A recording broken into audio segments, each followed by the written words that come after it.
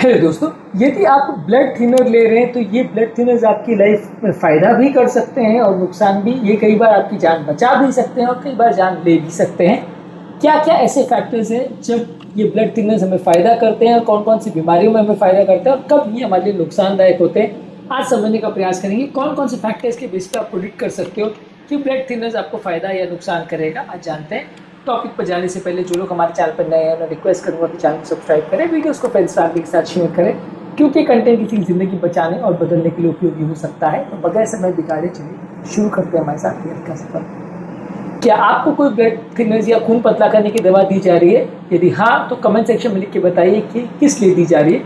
Blood thinners यानी खून पतला करने की दवा अलग अलग तरीके की होती है। एंटीप्लेटलेट्स होते हैं, एंटीकोएगुलेंट्स होते हैं।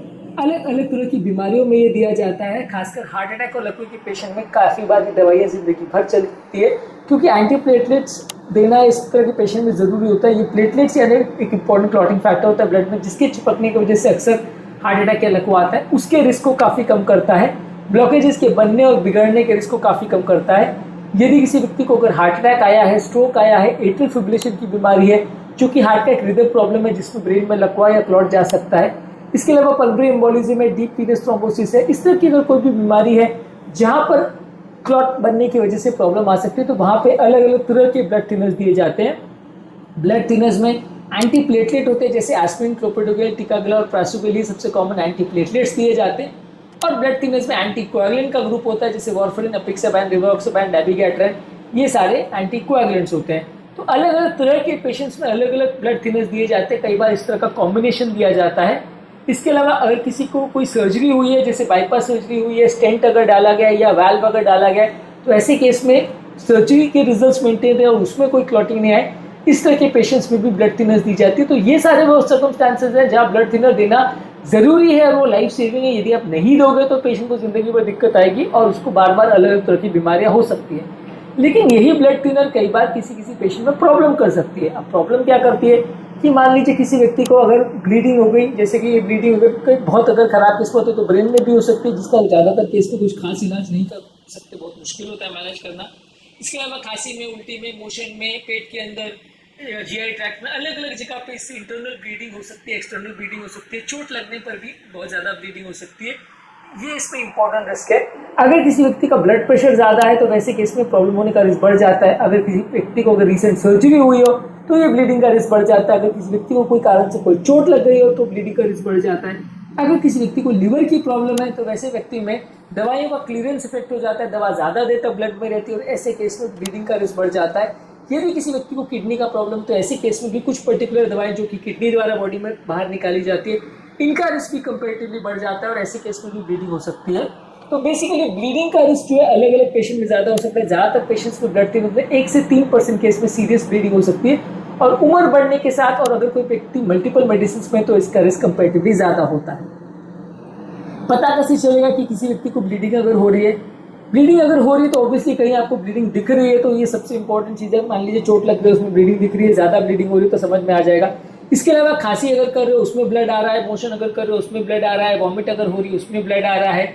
इसके अलावा अगर मोशन का कलर काला आ रहा है, इसके अलावा सडन सीवियर अगर किसी को हेडेक हो रहा है, सडनली अगर किसी का बीपी कम हो रहा है, सडनली अगर उसको बहुत ज़्यादा चक्कर, कमजोरी हो रही है, चोट लगने पर बहुत ज़्यादा ब्लीडिंग हो रही है, बिना चोट लगे भी स्किन में ब्रूजिंग हो रही है, ये सारे साइंस है जो सजेस्ट करते हैं कि ब्लड ज़्यादा पतला हो गया और ऐसे केस में ब्लीडिंग का रिस्क हो जाता है। तो इसमें से कोई भी फैक्टर अगर आपको दिख रहा है तो आप समझ सकते हैं कि ब्लड ज़्यादा पतला हो गया और आपको दवाइयों का डोज को कम करना पड़ेगा या कुछ टाइम के लिए बंद करना पड़ेगा।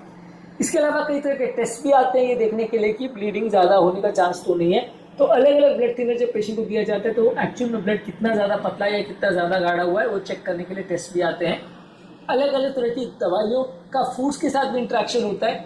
मान लीजिए अगर आप वारफिन दवा देते हो तो उसके साथ अगर विटामिन के वाले फूड प्रोडक्ट्स लेते हो तो उसका दवा कम होता है। मान लीजिए अगर आप वारफिन ले रहे हो तो उसके साथ अगर विटामिन के वाली दवाई ले रहे हो तो वो आपकी दवा के असर को कम करेगी। विटामिन की अगर कमी हो गई तो ब्लीडिंग ज़्यादा हो सकती है। इसके अलावा कुछ पेन किलर्स जैसे non steroidal anti inflammatory drugs है वो ब्लीडिंग के रिस्क को बढ़ाते हैं। तो अलग अलग दवाइयों के बाकी दवाइयों के साथ और खाद्य पदार्थों के साथ भी इंट्रैक्शन हो सकते हैं, जिसकी वजह से कई बार आपका ब्लीडिंग या क्लॉटिंग का रिस्क अफेक्ट हो सकता है। इस मामले में सेफ्टी के हिसाब से क्या कर सकते हो? अगर किसी व्यक्ति को अगर ब्लड थिनर्स दिए गए तो किस डोज पे देना है ये आपको पता होना चाहिए, डॉक्टर के साथ डिस्कस उसका करना ज़रूरी है। मेडिसिन ले रहे हैं तो बीच बीच में मिस नहीं करना है, कंटिन्यूसली लेना है। मेडिसिन से अगर कोई साइड इफेक्ट हो रहा है तो उसको डॉक्टर को इन्फॉर्म करना है। यदि आपकी कोई सर्जरी होने वाली है या डेंटल वर्क होने वाला है तो उससे पहले दवाई के बारे में डॉक्टर से डिस्कस करना है। इसके अलावा मेडिसिन को दिन भर में सेम टाइम पर हमेशा लेना है, मिस नहीं करना है।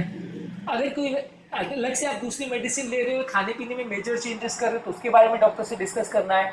सॉफ्ट टूथब्रश या इलेक्ट्रिक रेजर का प्रयोग करना है, इंजरी से बॉडी को बचाना है। ओवरऑल ये सारी चीज़ों में एक रिस्क बेनिफिट रेशियो होता है। डेफिनेटली ब्लड थिनर जब दिया जाता है तो इंटेंशन इसी के साथ दिया जाता है कि वो क्लॉटिंग की टेंडेंसी को कम करेगा, हार्ट अटैक लगने के रिस्क को कम करेगा, इस तरह की क्लॉटिंग संबंधित बीमारियों के रिस्क को कम करेगा।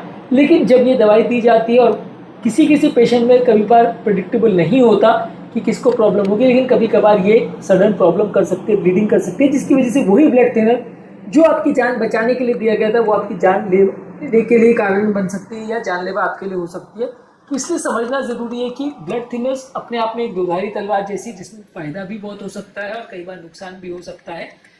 सही तरह से सही बीमारी में अगर इसको लिया जाए तो ये आपकी जान बचा सकती है। और उसी पेशेंट में अगर बाई चांस किस्मत खराब हो या कोई रिस्क फैक्टर अगर हो या सही से मॉनिटर नहीं की तो वो जानलेवा भी हो सकती है।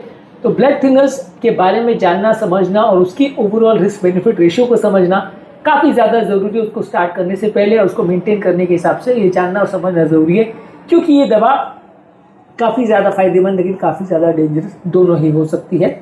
आज के टॉपिक में हमने बात करी कि ब्लड थिनर्स आपके लिए कब लाइफ सेविंग और कब लाइफ थ्रेटनिंग हो जाते हैं।